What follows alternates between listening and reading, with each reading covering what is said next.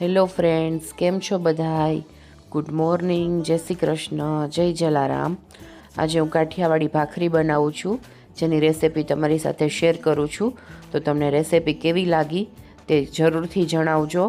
અને જો કંઈ અલગ ટ્રીકથી તમે ભાખરી કરતા હો તો મારી સાથે જરૂર શેર કરજો.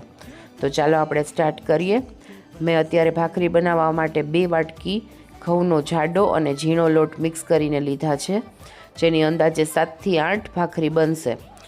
અને ત્યારબાદ મીઠું ઉમેરી અને તમે જોઈ શકો છો એકદમ મુઠ્ઠી વળે એટલું આપણે તેલ એડ કરી અને લોટમાં મોણ દેશું. જો મોણ સરખું હશે તો ભાખરી એકદમ બહારથી ક્રિસ્પી અને અંદરથી સોફ્ટ બનશે.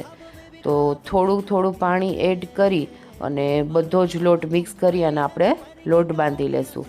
ધ્યાન રહે કે પાણી એકદમ ઓછું નાખવાનું છે સ્ટાર્ટિંગમાં, કેમ કે જો વધારે પાણી પડી જશે તો લોટ ઢીલો થઈ જશે અને ભાખરી એકદમ ચવળ અને સોફ્ટ બનશે. તો થોડુંક પાણી એડ કરી અને તમે જોઈ શકો છો કે એકદમ કઠણ લોટ રહે એવો આપણે લોટ બાંધવાનો છે. ત્યારબાદ આપણે ભાખરી વણી લેશું. ભાખરીની થિકનેસ મીડિયમ રાખવાની છે, એકદમ પતલી પણ નહીં અને જાડી પણ નહીં. જો જાડી રાખશું તો અંદરથી કાચી રહેશે અને પતલી રાખશું તો એકદમ સોફ્ટ અને ચવળ થઈ જશે. અને વેલણની મદદથી જો વચ્ચે કાણા પાડી અને આપણે ભાખરીને બંને સાઈડ સારી રીતે શેકી લેશું.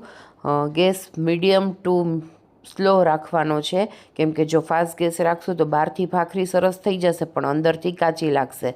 એટલે ધીમા ગેસે સરસ રીતે બંને સાઈડ ભાખરીને શેકી લેશું તો બહુ સરસ રીતે ભાખરી ચોળવાઈ જશે. તો તમે જોઈ શકો છો ભાખરી આપણી સરસ થઈ ગઈ છે, જેને ઘી અને માખણ સાથે તમે સર્વ કરી શકો છો. તો કેવી લાગી રેસિપી મને જરૂર શેર કરજો. બાય, જય શ્રી કૃષ્ણ.